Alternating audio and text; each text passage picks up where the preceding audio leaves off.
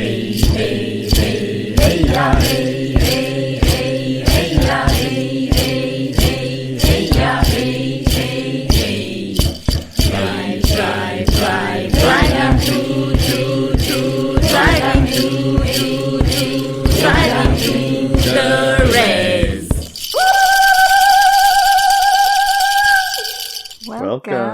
to another episode of Driving to the Res with your favorite hosts, Inelia and Larry.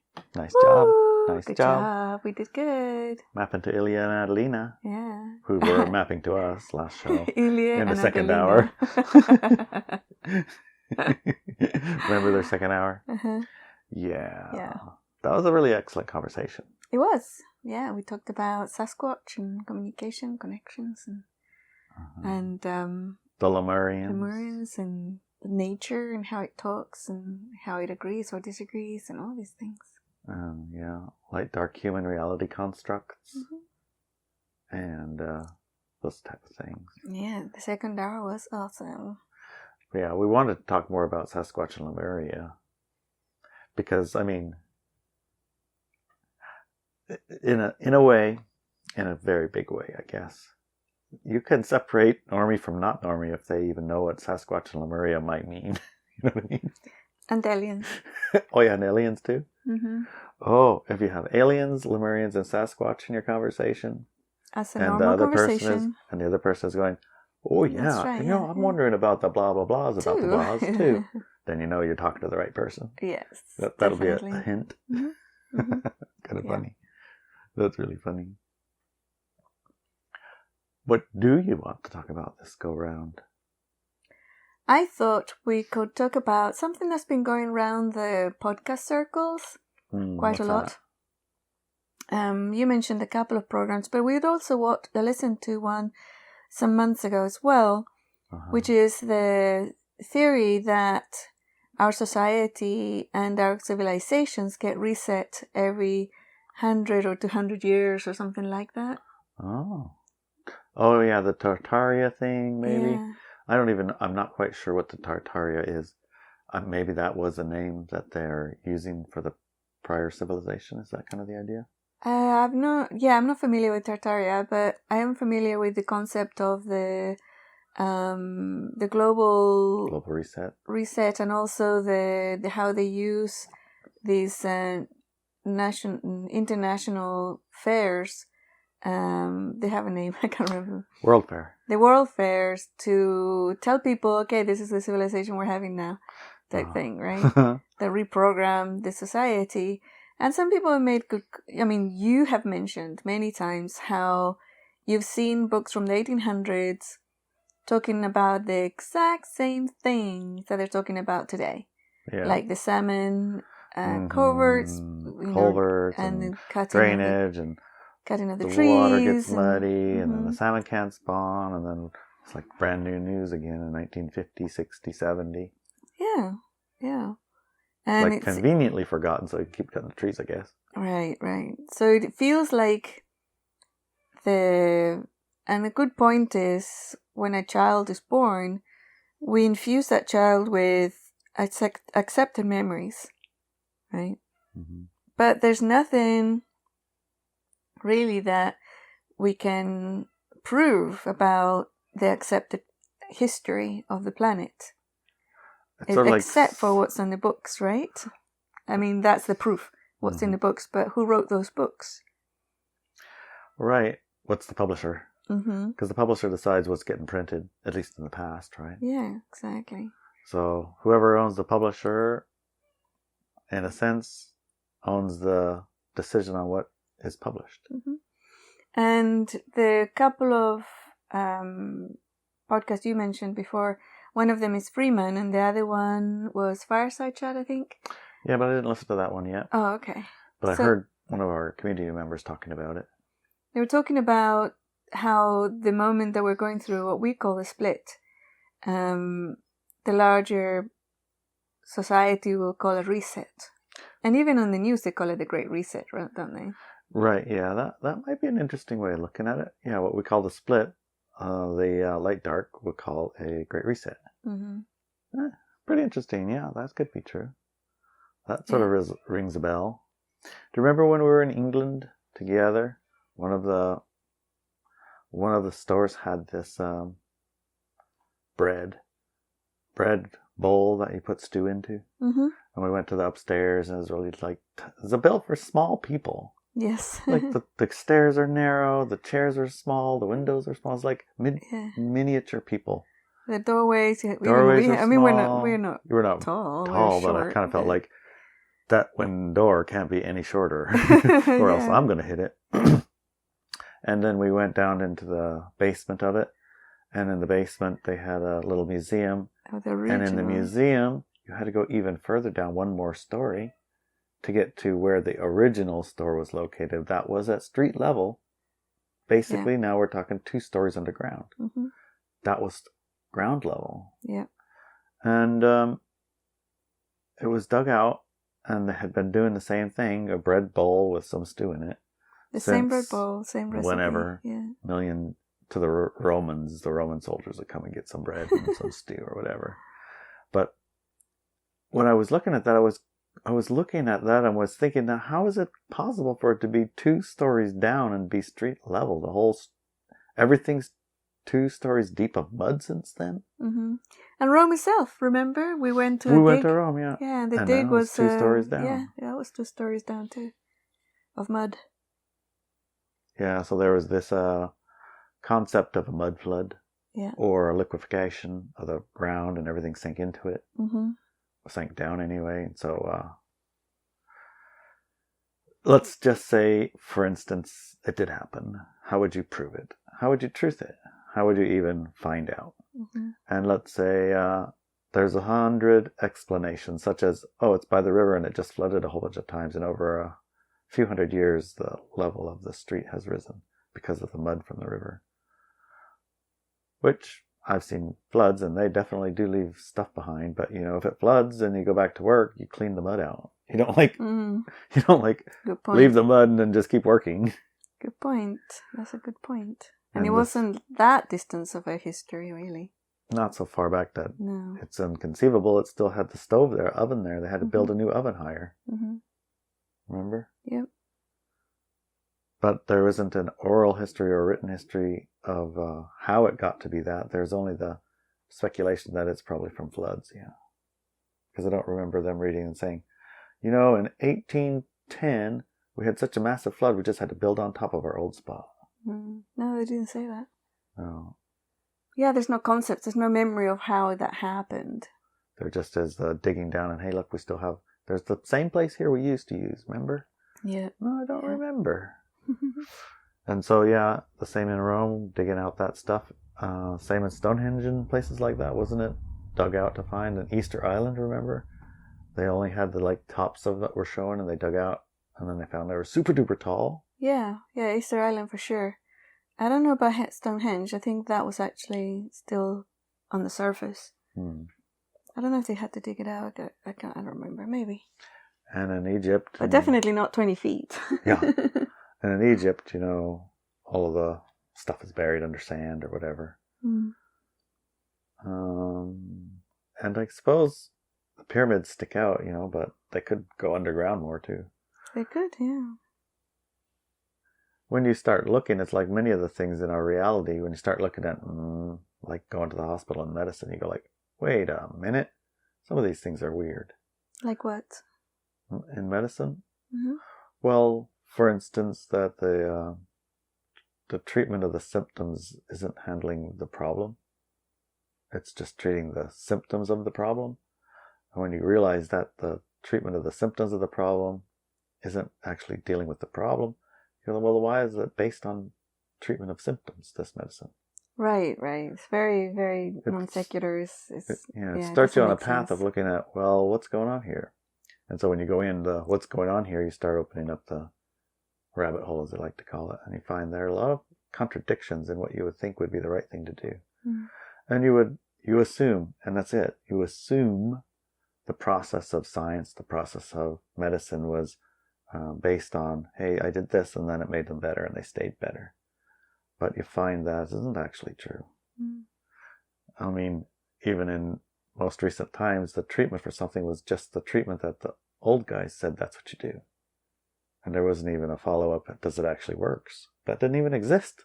And when the observation is made, it's like, hey, that's not actually helping. It's like, well, that's how we always do it. That kind of a defense. I remember reading or listening to another podcast. This was the Freakonomics. They had a 3-part series on the medical system. And they're as normie as you get, Right. economists from They Chicago. Yeah, But even they were like, what the heck is going on? When they were just exploring the average body temperature. Oh, yeah. I remember that one, yeah. And then they found out how the average body temperature was determined. Right. And they when they looked at it, were like, are you kidding me? Yeah. You can't be, you've got to be kidding me. Yeah. And if you're not that temperature, something wrong with you. Right. When they're...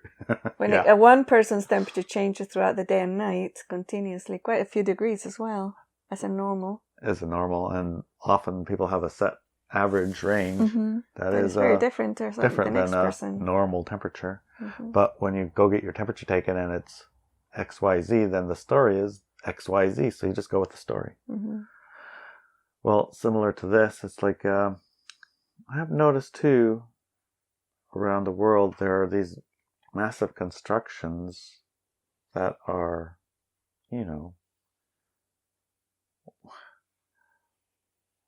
compared to the normal buildings, like the barns and the places where the cows go and the stables and the place where the hay stays dry, they're inconceivably different. Like, do you have an example? Like cathedrals. Cathedrals are a pretty good example, Most of the houses of the time probably were wood or stone, right? Yeah, stacked stones, so mud. Stacked fence with the wood, with mud and hay mixed together, and the chinks to stop the wind to get through. But then you go to a cathedral, and it's a massive energy machine with precision in ways and areas that you even now only are just like barely conceiving and discovering. But they obviously had to have experience and expertise in the energy construction and the angle and the position, all kinds of things. You had to understand it to the nth degree in order to even begin planning and building it. Yep. And there's a leap of some kind of something that goes from stacked stones in the field to make a fence and a house to a cathedral.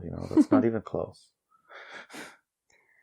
Yeah, it's extremely different. I never thought of it that way. It's not even the scale. The scale is part of it, but it's only a tiny part of it. It's that scale and design.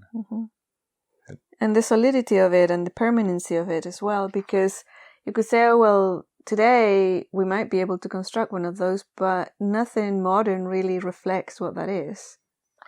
Not to the scale. No, not the scale or the permanency of it. I even think about the organs inside of it. The musical organ is instruments? a part of the instrument, right? Yeah. The musical instrument plays the cathedral, in a sense. Yeah. With cymatics and sound technology and emotion and humans' emotion and the collection of that and the directional transmission of that or the collection and point of that. I mean, there's a lot of tech that we don't even have the book of. Well, I'm sure there is a book of, but it's not widely disseminated, right? Yeah, well, a lot of people have been looking at that, like sacred geometry of the cathedrals around the world and everything. But I think this is the first time I've seen it linked to a reset, or the thought that there used to be a very advanced civilization for humans, like even in like 1400s or 1600s or 1700s, that was technologically more advanced than what we know now. And that is interesting to me. What's left over, what we can experience, what we can see. It's almost like today's society, we measure it really by human comfort And I think also the digital technology and the radio waves, the microwaves, the satellites and that type of stuff. But it's not, I mean, it doesn't reflect the physicality of the technology of a cathedral, for example, and also the level of energy that it pulls in to some and then directs it somewhere. And the other part of that is, as we move forward, it's like the attempt, I would say, of the population to encompass or to develop these types of technologies as a spontaneous thing that happens all over the world is curtailed. And like, for example, if we talk about Lemurians earlier, I know that they're a crystal-based society. The most of their technology is crystal-based. By crystals, I mean like quartz mainly, but other crystals as well that are used in their technology to do certain things, including keeping themselves invisible to us. Right? And, we built a portal with the attempt of moving in and out of those realities, our reality and their reality. And we've had some sort of experiential telepathy communications in that portal, but we haven't had a physical connection where one of them steps through or we step through there, Or we hear the crack or anything physical. And one of the items, when I look at it energetically, feels to me like it's our concept of the technology is not quite tuned in yet. It reminds me, to a large degree, of the airplane cults in the South Pacific Islands. Yes. They would get spam and other chocolate and whatever treats from the airmen. Yeah. The Air Force would build a runway on the Pacific Island for refueling. And then the islanders, of course, would benefit from the supplies, west from a different planet, basically. The United States or whatever, England or wherever the airplanes would come from would land there, and they'd always have, I mean, it's hard to grow a Snickers bar on a tree or whatever, spam or cans of beans, or even beans for that matter. And then when the war stuff was over and the airplanes went away, they would build replicas of the airplanes on the ground and clear a space on the ground for an airplane to see and maybe land, because it was like a duck bait. Yeah. And they would build radio antennas out of bamboo and forest stuff to hopefully attract airplanes to land. Yeah. It's like we have the idea, but we're like, our materials are not quite right, and it's not hooked up the way it's supposed to be. Right. It's like a toddler version of a portal in a way. Yeah, that's how it feels. Even though we listened and we created it according to intuitive scenes from a number of individuals. And one of our friends used a certain device that measures frequencies, and she said they're all very positive and strong. So we're doing something right. we have things right about it, but it's like we're missing some of the critical component. I think so, yeah. Technology. So maybe if it's a crystal technology, we have our crystals there, but they're not aligned properly, or maybe we have the structure generally right, but the materials are, what we have available, which isn't what actually we should have it made of. Might be stone, Yeah, so from that perspective of memory, it's like this side of that split, the Lemurian split, from the like that paradigm, the memory that we carry through to this moment is very limited, right? It's like it takes a generation, really just one generation, to change the history of the world, because you just teach all the new children something different. Yeah. And this is what we are seeing on the news right now, or what I don't watch them, but I've seen people talking about it, and I've also been in a store where there was a television playing with news or something. And you can see from that they're rewriting history. They're redoing like the reality. They're re-scripting reality for people. So this Great Reset stuff is not so fantastic or out of the spectrum of what might be real. Yeah, the only thing that might change is the delivery mechanism, right? Well, one of the things to probably reflect on is that you can imagine after what could be called catastrophe in a way, that the remainder of whoever's left after that are hungry for an answer. Or maybe they are just totally focused on maybe survival. Mm-hmm. And so it's hard to guess what they might think, you know? Because I can imagine in Nia Bay when the last, we could call it a Great Reset happened with the smallpox type thing, which I'm not sure what it was, but it did definitely happen where all but a very small handful of the tribal members died, you know? Mm-hmm. And there weren't very many left, and they had to reset everything from 5, 10, 20 people, something like that. Yeah. So a lot of the wisdoms were lost at that moment. I think a lot of the forest wisdom was lost. And the connection, I mean the connection, what happened, you don't have too many people to argue with the story that you get. Mm-hmm. And the story you're given is XYZ, so why would I question it? I can clearly see everybody died. Mm-hmm. But the how, well, how much digging do you want to do into it? Do you want to, like, let's move on and create a new something, not, I don't know, figure out what happened? Or right. What do you think? Have you ever been through a situation where most everyone around you died and you're the one of the handful left? No. Can you imagine? Well, not how really. It would be but reset. How you could make up anything. You put in an authority figure that tells everybody what happened, and the people who are left are invariably people who were not the leaders. I remember reading somewhere that when the Europeans went to the Americas, the first target people, and Africa as well, the first target people they would try to eliminate were the shamans and the wisdom keepers. Right, because they had access to the information independently of another source. Right. And then they would ban and make it illegal to do any ceremony, which is another way to tap into the information. Right, and they also compromise them if they can. Yeah, by adding Jesus and Mary into them. Prove their idea is wrong because it doesn't work against this. It's like your doctors are useless against our whatever. Right.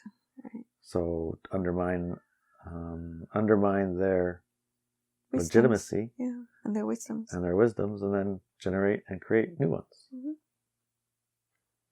And then that's the ones the kids get taught, and within a few generations, that's the only one to remember. Yeah. Something like that. Yeah. But it's very easy for us to fall into the victim-aggressor energy here. Is it? Yeah, because it's like, oh my gosh, look what it was done to the native people of Americas and to the other people around the world. And, you know, it's very easy to fall into that what was done to us or to them kind of thing energy. But we have to understand also that the split was something we all chose. Right. Yeah. And it's not like the split hadn't happened in the Americas before the Europeans arrived anyways. If you do a tiny little bit of scratching of history of the Americas, you'll find blood sacrifice and slavery and the elimination of whole villages and all sorts of stuff like that, which was the same history that was happening in Europe at the time. The same history, and Africa, and the East, you know. All over the world, the same history was happening. All these things were happening at the same time, which is odd, isn't it? Yeah. It's almost like a reset. But it was a choice of like dark paradigm by the human collective. So we're not anybody's victim. It's just a choice of experience. And what interests me is that everybody listening to this podcast has chosen a high frequency experience. So how does the Great Reset affect high frequency people when one of these resets happen, right? And it could be that choice of split. So because we're in the light dark paradigm, the only history we have is that of the people who chose the light dark paradigm at whatever time this reset happened. Right. In order to bring that about, there has to be, well, light dark stuff. Mm-hmm. Yeah. It isn't a rainbows brings a light dark experience in. It's darkness into the light brings light dark in. Mm-hmm. So yeah, it's a description with judgment and righteousness and everything else, but drop that and look at, I was just trying to look at mechanism. Mm-hmm. So exactly what you said now, well, I can imagine a mechanism of liquefaction or mud flood or whatever description they might use, where things sank into the ground. That would include people, I imagine. Mm-hmm. And then there's not much left except for a new substrate, bare substrate to start over with. And the collections of people who are left are the ones who will bring in the new, whatever paradigm it might be. And the way they bring it in is by,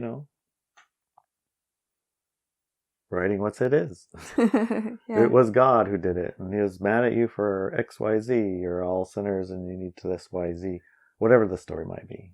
Right. But what can we come up with that is in 1800s that would have a narrative that we could join in and have a collective amnesia of before? Mm. That's a tough one because it seems like too recent. It seems like we have written information that already goes through that period, but of course the control of that written information through that period is part of it, because they did burn libraries and things, right? They did, yeah. Well, it's like everything. When you start digging, you start finding holes in things. Some of them are probably intentional, some of them are just because, and some of them are, and my best guess was this, and then that best guess got taken as fact, and then it got reported as fact, and then everybody just called it that. Mm-hmm. Just like Trump. What about Trump? Remember, he's Jesus from Venus? Oh. Well, he said that he was told by his people to say this phrase, and so he said it, even though he thought it was dumb. But everybody liked it, so he just kept saying it. And now he's identified So by now he's identified by it, and that's a thing that he is, but it's just a thing that he's been saying because people like him saying it. Yeah. But then it takes on a life of its own sentiency in a way, right? Yeah. That's always hilarious when I think about it, because people are eager and willing and wanting to jump onto a thing that they can identify with. So when you create, in a sense, the conditions where they want to jump onto something and then you give it to them, then they jump onto it. Lock, block, and sinker, or whatever they call it. Yeah, that's true. Plus the whole play of us versus them is so powerful. So powerful. There's some other interesting things have been happening, and I think it has part of the split that we mentioned in our 2022, looking at 2022 call. Yeah. The whole part of when I said, you're going to see actors acting really weird. Yeah, that started happening so crazy. Isn't it though? It's really weird stuff. Really strange stuff that they're doing. And to me, it's like actors, at some point in the past, they used to be the ritual people. Like, you can see sometimes even now in tribes that you have the dances and you have the jewelry and the masks and the feathers and the beads and all these things and the sticks or whatever. So you do a dance and you do a ritual, and it creates a field of magic. It creates a field of potentiality where you can then create things for your village. Right. Like go hunting a whale and the whale gives itself, all these type of things. And then that got translated into entertainment. And it got translated into, and suddenly these shamans and priests and priestesses became actors. And the whole ritual part of it became the actor doing a movie, entertainment, just entertainment. But it's not really pure entertainment. It's a magical act, right? Right. So if all of your priests and priestesses and the new, like they say in America doesn't have a royal family, so they have the actors and actresses, right? Mm-hmm. Mm-hmm. So if they start acting like crazy people, do you see the connection? Well, then the world is mad. It becomes discombobulated a little bit. And uneven and like unstable. Unstable and willing and able to transfer its attention to another shaman. Right. So these individuals who have given the authority away to that medium, right, because it's a natural tendency for humans to give our authority away to the storytellers and to the ritual carriers and the stories. That's how we learn a lot of stuff. Then when that becomes unstable and weird and really, really not something you can trust anymore, then you become afraid and vulnerable. I mean, look at the present president. Everybody knows it's a joke, but people still say, well, the president said blah, blah, blah, yeah? Like that had weight. Yeah, but also knowing that, oh, wait, the bunnies were pushing him around because he didn't know what he was doing. Oh, the Easter bunnies. Yeah, the Easter bunnies, because people dressed in Easter bunny costumes had to carry him this way and that because he didn't know what the hell he was doing. So that imagery is very powerful for a society, especially seen as we've been told for decades now that the president of the United States of America is the leader of the world. Or the most powerful person on the planet. Things like that, right? So we've been told this over and over again. Right. So, the Trumpy boy, same, very polarizing character. Yeah. Like for some, the savior of Jesus from Venus. For others, the biggest clown ever born on the planet, and how could we ever have that? Mm-hmm. Yeah. And then, equally so, the next one, also easily compromised. Very easily Very compromised. If you look closer than just, I don't know what, passing fancy close, you find, oh my, that's uncomfortable. Yeah. And if you follow the uncomfortable, you get even more uncomfortable, and you go like, oh wow, I can't even look that for a moment. Mm-hmm. Which is the undermining of the entire structure, right? Right. And then the same thing with the next part in the American system, right? The Supreme Court. They are also an authority that is supposed to be unbiased and a check in the balances and things like that. Mm-hmm. And then their own information starts getting released secretly, with quote marks. A decision that hasn't been made that's going to affect the entire country in a hugely polarized way. We'll just, leak it before we've decided to make the tension even higher. Do you have an example of that? That's Roe versus Wade, the abortion thing. Oh, yeah, I'm not familiar with that. Would you like to talk about it? Well, they have a case in the Supreme Court, which if they decide one way, overturns a prior decision allowing for abortion across the whole country or something. And if they drop that, then abortions are decided by each state, I believe. I'm not absolutely certain about the details of the decision, but the decisions of the Supreme Court are supposed to be the supreme rule or supreme law of the land, something like that. It's the Constitution. The Supreme Court is the last check in the system.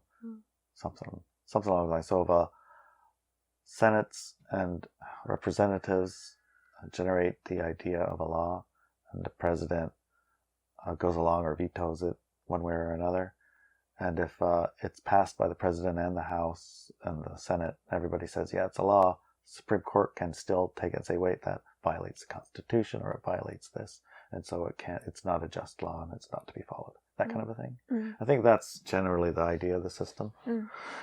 I could have it a little bit wrong, but that's how I understand it. And so the decisions that the Supreme Court makes are the supreme rule, because they're the interpretation of the document that the country is founded on, the Constitution and Declaration of Independence and things like that. So while they're making their decisions, they have draft copies, draft versions of it as they're writing their. Each judge has their inputs in it, and they pass around their draft ideas about their arguments to share amongst and bounce off of each other, and then comment with each other. And it's a working document like your Google document might be. And at the end of it, when they've all made their decision and all been talked to with each other, then they release their decision, not their arguments about it while it's going on part thing. The reason being that if it's released before they've decided and it doesn't match what they've decided, then how is the decision made? Is it based on public opinions? Is it based on politics? Is it based on that's supposed to be outside that group system? Right. So in this case, at a very convenient time, the decision that the Supreme Court hadn't made yet was leaked, which is the first time it's ever happened. Right. And it was extremely polarizing. Yeah, I was going to say, do you think that's to polarize the country or to do some other reason? It's to delegitimize the process that the Supreme Court goes through. It's like making hot dogs. You don't want to eat them when you figure out how to make them, so don't look at how they make them if you want to keep eating them. Well, the Supreme Court is supposed to be this thing, and then if you read the draft things, it's like, oh man, they're just like people. So it removes the magic. And it's a very polarizing decision in a sense that they were altering a past decision. Right. So again, like the president being a bumbling bumblebee, the Supreme Court is nothing more than a process of flawed men and women deciding flawed men and women things with each other and then arguing with each other about it isn't actually sacrosanct in some fashion, you know? Right. Like the building, the edifice, and the construct of it is something more than the actual. It's a little emperor has no clothes thing, Wizard of Oz. Right, right. Well. Wizard of Oz. Yeah. Yeah. You know what I'm saying. Yeah, the man behind the curtain. The man behind the curtain, yeah. So part of the Great Reset is undermining all of the institutions that hold the structure in place. And the structure... But people continue holding on to it like for dear life, right? Right. I mean, nobody's taken away the president and put him in a, people's home. Nobody has, questioned the authority of these people. The Great Reset is a process that goes on. It isn't like today it's over yet, because they haven't had their big catastrophe yet. They've only had the builds up and the breakdowns. Now the catastrophe occurs, and after the catastrophe, you can't depend on the institutions that will be blamed for bringing the catastrophe. What do you think the nature of the catastrophe is going to be? What do you think the nature of that is going to be? It feels to me like a combination of things we haven't yet imagined, although we've guessed, about aliens and diseases coming from the aliens, remember? Yeah. And ineffectual and helpless government in the face of it. And the only resolution being a world leadership not elected by fallible systems. Something like that. Could be. So you reckon it's going to be like a false flag thing, this disaster? Well, when you would say a false... planes. Not the what? Not the mud planes, the mud... mud flood? Mud floods. Well, I think that we have to acknowledge that false flag or not, it doesn't matter if it's a false flag or not. It still has the same effect of altering everything, right? False flags, I guess we talked about, we've considered how they've been used in the past, and it's a general way of how do you get everyone's agreement. Right. And in this case, we need the agreements of light, dark, I want to continue that, and the agreements of light, I want to create a new reality. So in one sense, one of the conversations I had this last week where we were Sasquatching was about telepathy, mental telepathy, and the ability to deceive if everyone's experiential telepathy skill is enabled, amplified, or usable. Mm-hmm. If everyone's communicating in that fashion, the thought is that it's going to be impossible to be lying because deception isn't a part of the process, mm-hmm. because there's too much information present and it doesn't lend itself to lies, untruths. Right. Whether or not that's actually true is probably something worth looking at, but it's been thought that, a lie believed fully could be used to convince, maybe like extremely good actor who's all the way in their belief would be able to transmit an experiential telepathy in a way that is also a lie. But let's just say, for example, you can't. If telepathy and mental telepathy and that level of connection is existent, then it's impossible to lie, and so deception doesn't have a place. Mm-hmm. And if you want to have a light-dark reality and you're all light beings, you have to have lies and deception in order to play along, because without it, it's impossible. Right. And so a reality that has fully turned on mental telepathy and lies cannot coexist. Right. Because they're incompatible realities. Mm-hmm. Yeah. So how do we bring about and empower each reality? Some form of, some split has to happen that we both agree on, right? Mm-hmm. Well, we know what we have to do. Create a new paradigm. Now we need to embody it. Right. Embody the new paradigm. Mm-hmm. Excuse me. Yeah. And then we create new experiences together. That match that. That match that embodiment. Embodiment. Yeah. And conversely, the light darks do exactly the same. Embody that. Yep. Continue to lie and buy their lie and don't dig too hard at it. Mm-hmm. And go along with where it leads you. Where fear leads you. Right. And generally speaking, that should be a fantastical catastrophe of some form. Mm-hmm. What I think individuals might be interested in is finding out whether these so-called magnificent, big, huge catastrophes and resets will affect them, even though they chose the light paradigm and not the light-dark paradigm. And if not, then how come? Speaking of which, not just today I was looking, and 10,000 years ago where we're living right now was covered by a mile thick of ice. But it wasn't uniformly covered. There were patches of ground that weren't, Mm-hmm. and that stayed not covered. And there were still whales and fish, and there was still food. I mean, you go up to Alaska, and what do you have?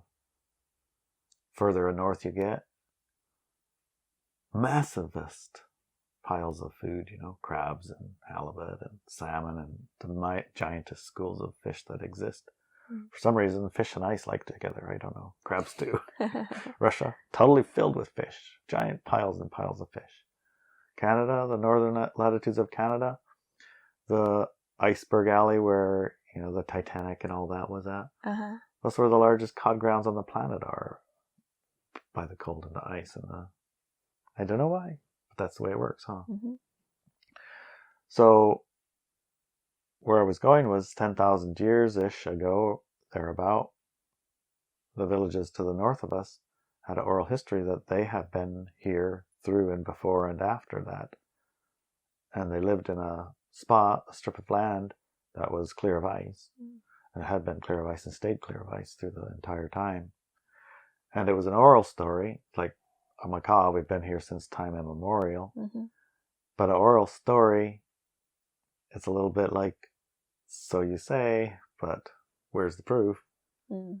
That's the paradigm we live in. The story is it isn't valid unless there's a physical evidence we can find to show it's true. Mm-hmm. Because we've been taught in modern teaching is that stories passed over time change and they no longer reflect truth. Right. I remember sitting in a circle with all of my all the classmates go and do the telephone thing where Oh, one person whispers in one ear and then it goes all the way around whispers. to prove to everyone that nothing you hear is real anymore. Yeah. Just what's written. Right. Yeah. That was like hammered into your head and then demonstrated and then proven. And then here, read this. This didn't change. Right. Good trick, invalidating, right? Yeah, invalidating Invalidating the stories. Yeah. So, long story short, north of us up here, one of the tribes said, yes, we lived here forever. And they sent the archaeologists digging and they dug down and they found, oh, shit. Looks like there's fires and hooks and fish and bones and whales and everything down here from when there's supposed to be ice everywhere. And look, it's the same people been here for 10,000 years. So the story was true. Yeah. It was accurate, despite what you might guess and not believe. Mm. And, well, of course, it alters the narrative, because the narrative that we're told, that's frozen ice, then you walked along the ice and you got down here. Mm. But all the native tribes all say the same thing. It's like, we have boats. Why would you walk? There's no point in walking. The food's in the water. Yeah. And you can go a long ways, and you have a sail, and you don't need to walk. Plus, you carry a lot of stuff. Yeah.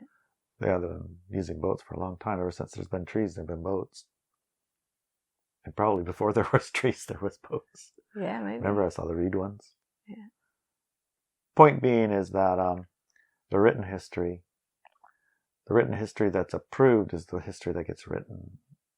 And the approvers are the ones who decide what it is that you believe. And that when we go through a split, it appears that a lot of data comes available and it sort of shakes everything to the core. Then it becomes the choice of the experiencers which reality they're going to follow. Right? Mm-hmm. So in the case of that tribe, they followed we're going to stay here and do what we've been doing. Things aren't going to change. We're going to keep the same life. And pretty much that's carried and followed through as true all the way up through till now. They basically have the same spot of land they live on. They basically eat the same thing, except for what happens in Walmart. I get that too now. Right. But I don't know if you noticed, the lifestyle is very similar, but it's just the accoutrements are a bit different. So when tribal people go shopping, the cart comes back pretty damn full.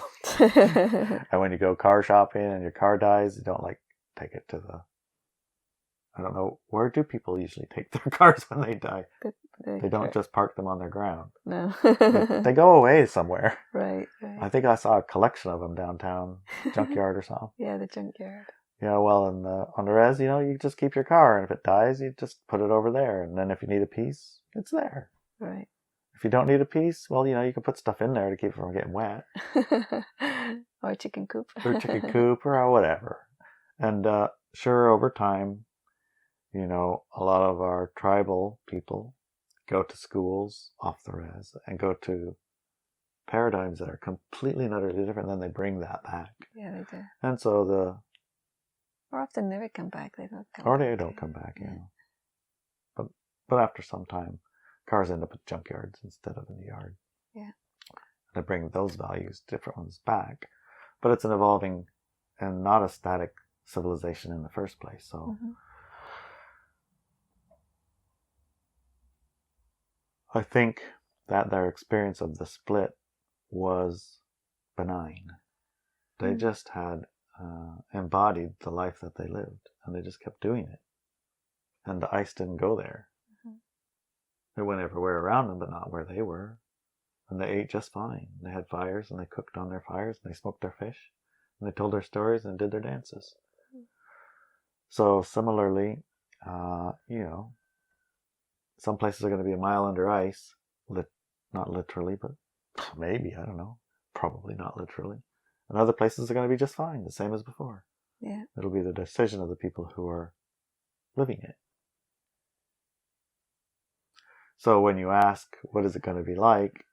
What is the catastrophe thing? It's like, that's the light dark choice. What are they going to be going for? It looks like they love pandemics. That's their favorite. At the moment. Yeah, and they're really, really, really scared of nuclears. Yeah. Nuclears are terrifying. And aliens, we've been building onto the alien war thing for quite a while. Mm-hmm. If you're wondering what might happen, all you got to do is look at what movies have been extremely popular and what video games have been extremely popular. We had a weird flirtation with zombies for a very long time, remember? Oh my god, I was thinking about zombies last night. Yeah. It's like, zombies, why are there all the movies about zombies? So many, and TV shows about zombies, and the zombies here and zombies there. And that always happened the same way. Yeah, they always want There's a plague and they have a cure for it, and the cure creates the zombies. Yeah, and then the zombies go around killing everybody. Trying to eat their heads. Trying to eat their brains, It's like over and over and over. What is that about? It's like, jeez, Louise. It's not that interesting. They did manage to make a zombie show that we actually watched for a little while. Remember the girl was solving crimes by having a brain eating shake. the brain. And when she'd have a brain shake, she would figure out what happened and then she'll remember. The brain contained the memories, apparently, and she will remember what happened to the victim. Yeah, so it was like a light version of a zombie show. I know. Oh my god, that's terrible. So bad. So yeah, so the whole zombie thing has been going on for a while, and yeah, it's what does it to translate into in reality? Well, the narrative is clearly the same as the pandemic story. It's just the zombies are not actually brain eaters, but the brains are, affected. The zombies were created the same way the narrative said. The narrative says it the same way every time. It's the shot that creates that experience. The cure is the actual problem. The problem was maybe bad or maybe not, but the cure is definitely the problem. That's the story. That's the same game. I mean, then you go to the middle of it, and if you destroy the lab where the stuff is, then everybody snaps out of it somehow. Or you just have to chop off their heads or something. Just don't get bit by them, don't get infected by them, which, you could look at that and say, yeah, kind of been experiencing a little bit of spikes.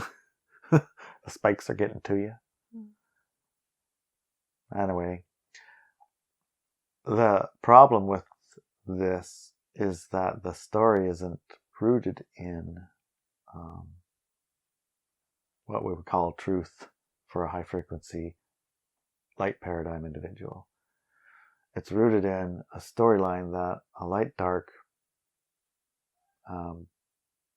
paradigm creator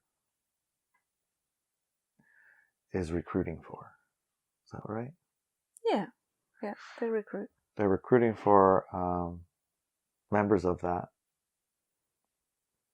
reality. Yeah. Victim-aggressor reality. Right. And as other sphere-based society, all that type of stuff.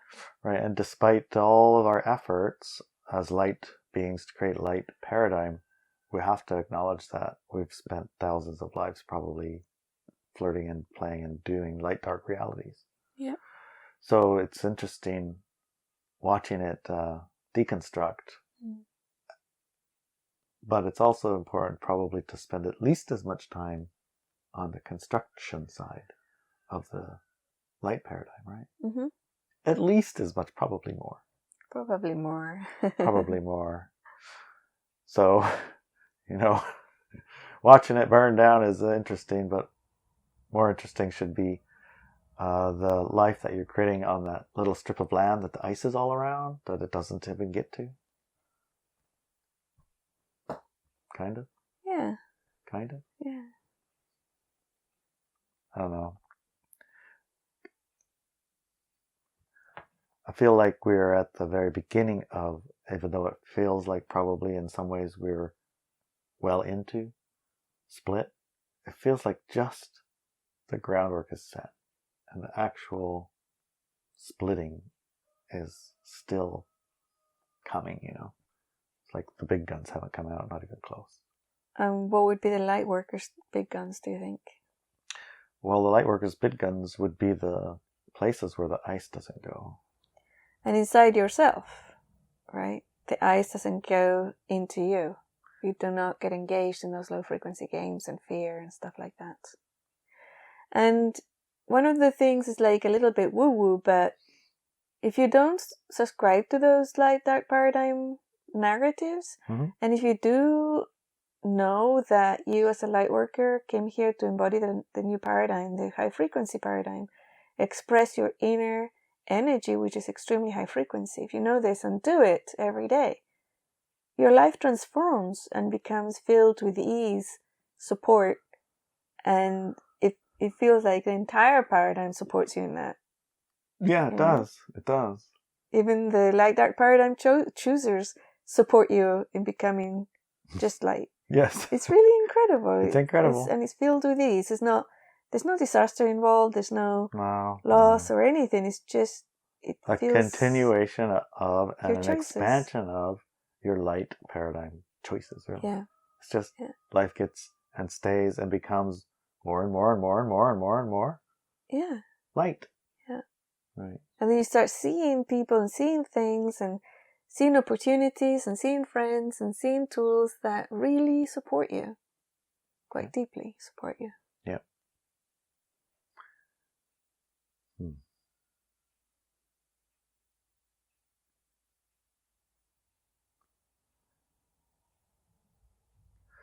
So I think some of the keys to the kingdom are your imagination, of course, but also access to and contact with the worldview that comes from outside of the fog that we're in. That helps it stay present. Right. Because the reality we enjoy is a bit like a foggy, and the fogginess allows it to exist. Without it, then we would, in a sense, know too much to play the game. It wouldn't be engaging. But it's also within the fog kind of hard to alter the fog because everything is made of the fog. So things like a meditation practice probably help settle some of the fog's noise. I guess it's amplitude. Although obviously, since we have tons of history of 40-year, 50-year meditators who are sexual predators and insane and crazy, it's not an answer in any way. No, but it doesn't relieve you from being led down the wrong path in any stretch. Or to make the wrong choices for yourself. It doesn't right? stop you from making those choices, which are light dark. So meditation supports you your in choice. the choice you're making. Yeah. Right. Exactly. So if you are a light being picking light paradigm, meditation should enable you to allow the fog to settle and connect with your high frequency real. Yes. Conversely, obviously, it's not going to do that for a dark being or a light dark. It's going to make the fog drop a little so you can become better at your light dark game. Yes. Yeah. Or give your authority or away give them bigger to the gods and bigger reality, bigger come. reason for being, or knowing instead of thinking. So it's going to support you, but don't think that it's going to make the decision for you. And the same with our story with the aliens and the alien abduction, which isn't abduction, the visits. It's time spent outside the fog reel is also time where you can have a look at your worldview or experience it, hold it for a minute and bring it back with you. And in the fog, you're like, all of a sudden you're done exercising and your muscles are really strong. You feel clearer for a while. Yeah, you do. So those are kind of interesting things to explore. The worldview, I think, is one of the keys. It's like that the world is this, that, and the other. The worldview, nature and Gaia are this, that, and the other. The worldview, a house is square and this tall and this shapes and this angles and it's this way. And the worldview, you get born, your parents raise you, just two of them. You have some aunts and uncles. You go to school from the earliest you can, because the earlier you go to school, the smarter you're going to be and the better job you're going to have. etc., etc. So these worldview concepts that, solidify the real we're experiencing are nothing more than that. They're concepts of worldview. Yeah. Concepts. So if we begin looking at other worldview concepts, that helps too, because we realize the one we have isn't actually the only or the solid or the real. It is the one we've agreed to. Yeah, it broadens your perspective, doesn't it? And awareness. It allows you to imagine differently. Mm-hmm. Like marriage even. Mm-hmm. We're watching the Bridgertons. Oh, yeah. Right? And that's the juxtaposition, the shift from marriage being a contract of finances to love. Yeah. Right? Yeah. And that's exactly when it happened to historically, allegedly, in the Allegedly, 1800s, yeah. Right. So we apply a meaning to marriage that wasn't applied before. And, remember reading a book, Love and Sex in the New Paradigm. That was one you wrote. Love, Sex and Relationships. Love, Sex and Relationships. Yeah, the New Paradigm. It was Eat, Pray, Love, I think. Oh. Her follow-up book, which was exploring marriage throughout the world. Mm-hmm. And her surprise and utter shock at finding out it's completely and radically different in other places. Yeah. And it has no basis whatsoever in what she thought it did for where she grew up. Right. So it was pretty cool, that introduction to, so also through time, it's so radically different, the entire worldview. So I was reading a book about the kinship worldview, which is introducing some of the concepts that I think 30 different tribes held. They had a different worldview. And the worldview they held, they were kind of sharing, this is how the world works and how it functions and why it's the way it is. And, this is the world. Mm. So exploring 30 views like that. And it's just starting. I just started the book. We'll see where it leads. But so far it's interesting because it is not always, but in many ways different, Mm-hmm. Like one of the fundamental ones, the earth, the planet, the trees, the fish, all that stuff are sentient and exist and communicate and all of that. And that we all are provided in abundance. That this is a planet of abundance and all of your needs are here. Yeah, that. And it's not that you have to fight and scratch and claw and kill everything that's here and dig it up and then plant other things there in order to survive, Yeah. That everything you need to survive has been provided. Mm-hmm. You only need to laugh and sing and dance and be in joy and then go over there and pick it up. But we are raised now with the fear that if we haven't got a big pile saved up, we're going to die. Yeah. Or we don't have money, we're going to die. Yeah. Or we don't have a store open, we're going to die. Or all of these things. We have a amplification of... We're going to die. Lack. Yes. Right. Yes, a false lack paradigm. Yeah. False lack paradigm. Yeah. Which is as real as it gets when you're in it. Yes, it's very real. It doesn't get any more real than that, when you're in it. Yeah. Oh well. As we talk about this thing, it's kind of like exploring, and remember there's more than one real. Yes. There's many reals. And the real where people are victims and fall for these narratives is a choice that you haven't made. You have made a different choice. And that's all. Stick to it. Your choice. Stick to it. Your choice. Stick to your choice. Is better according to me. Me too. But it's not better according to someone who wants to have that other experience. Yeah. It's actually worse. Right. Yeah. So have your real. Mm-hmm. And share it with the ones who want to have your real. Yeah. Sounds good to me? Ita. Okay. Let's talk about it more later. Okay. Love you, honey.